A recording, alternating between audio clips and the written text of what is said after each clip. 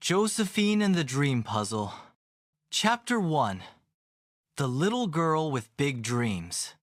Josephine was a 4-year-old girl with twinkling eyes, curly hair that bounced when she ran, and a giggle that sounded like tiny silver bells. She loved 3 things more than anything else in the whole wide world: her soft pink bunny, drawing with her box of crayons, and listening to bedtime stories before falling asleep. But there was something very special about Josephine. Every night, when her mommy kissed her goodnight and turned off the lamp, Josephine's dreams came alive. Most children dream, of course. But Josephine's dreams were different. They felt real, like secret adventures waiting just for her. Sometimes she was flying on a rainbow. Sometimes she was riding a giant bubble.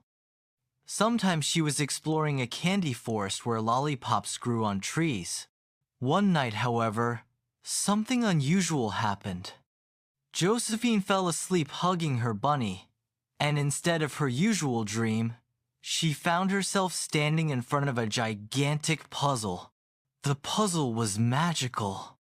Its pieces were floating in the air, glowing with soft colors, shades of pink, blue, green, and golden yellow. They spun slowly like fireflies, but the puzzle was incomplete. Several pieces were missing, leaving holes shaped like stars, hearts, and swirls. Josephine gasped. Oh, a puzzle! I love puzzles, but where are the missing pieces? And so, her dream adventure began. Chapter 2. The Puzzle Guardian. As Josephine stared at the puzzle, a soft whooshing sound filled the air. Out of nowhere, a tiny owl with glittering feathers appeared. Its wings shimmered like silver moons. Hello, little dreamer. I am Ori, the guardian of the dream puzzle. This puzzle belongs to you, said the owl in a gentle voice. Mine? Josephine asked, her eyes wide. Yes. Ori nodded. Every child has a dream puzzle. It grows with your wishes, your hopes, and your discoveries. But yours is missing some pieces. Without them, your dreams cannot be complete. Josephine tiltede her head. Where do I find them? Ori flapped his wings softly. The missing pieces are hidden in different corners of the dreamland. You must find them by being brave, kind, and clever. Only then will your puzzle shine. Josephine hugged her bunny tighter. She felt a little nervous, but also excited. Okay, I'll do it. Will you come with me? The owl smiled. Of course, little one. Let us begin. Chapter 3. The Garden of Giggles. The first place Josephine and Ori visited was the Garden of Giggles. The flowers there didn't bloom with petals, they bloomed with laughter. Each flower looked like a round, chubby face. And when Josephine touched one, it burst out laughing. Josephine laughed too. And soon the whole garden was filled with joyful sounds.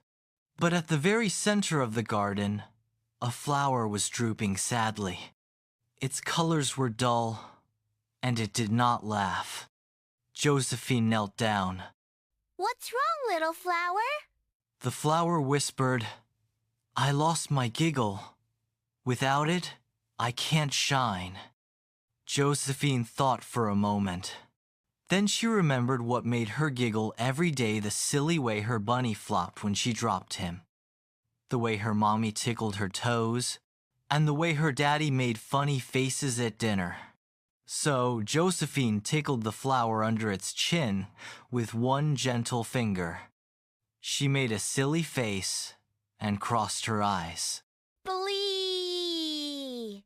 The flower blinked, then let out the tiniest giggle.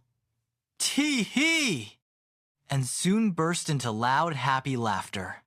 Its colors glowed brightly again, and as it bloomed, something shiny fell from its center. It was the puzzle piece shaped like a star. Josephine clapped her hands. I found one. Ori hooted softly. Well done, Josephine. You brought laughter back, and laughter is the first piece of every dream. Chapter 4. The River of Riddles. Next, they traveled to the River of Riddles. The water sparkled like melted diamonds, but the river had no bridge. On the other side, Josephine spotted another puzzle piece glowing faintly. How will we get across? Josephine wondered aloud. Suddenly, a large, cheerful fish poked its head out of the water. Hello, little girl. If you want to cross, you must answer my riddles. Only clever minds may pass. Josephine took a deep breath. She wasn't sure if she was clever enough, but she wanted to try. The fish grinned. Here is your first riddle. I have keys, but no doors. I have space, but no rooms. You can enter, but you can't go outside. What am I? Josephine tapped her chin. Keys but no doors. Space but no rooms. Oh, a piano. Correct. The fish cheered. He gave another. I fly without wings. I cry without eyes. Wherever I go, darkness flies. What am I? Josephine closed her eyes and thought. She remembered rainy afternoons by the window. Rain. She shouted. Brilliant. The fish flipped happily. One last riddle. The more you take from me, the bigger I become.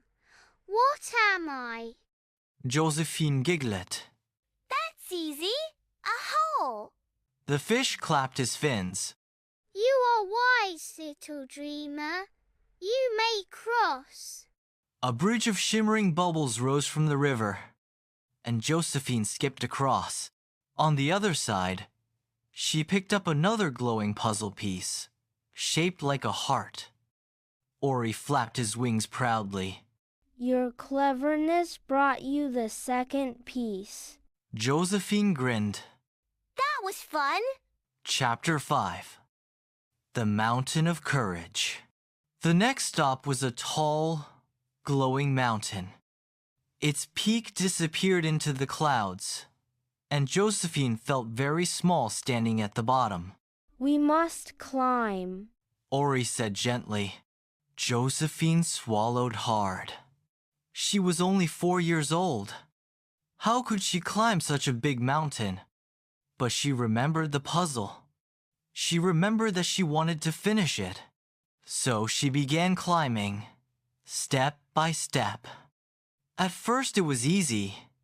Then the rocks grew sharper, and the air grew colder. Josephine slipped once and scraped her knee. Tears welled in her eyes. I want to go home. She whispered.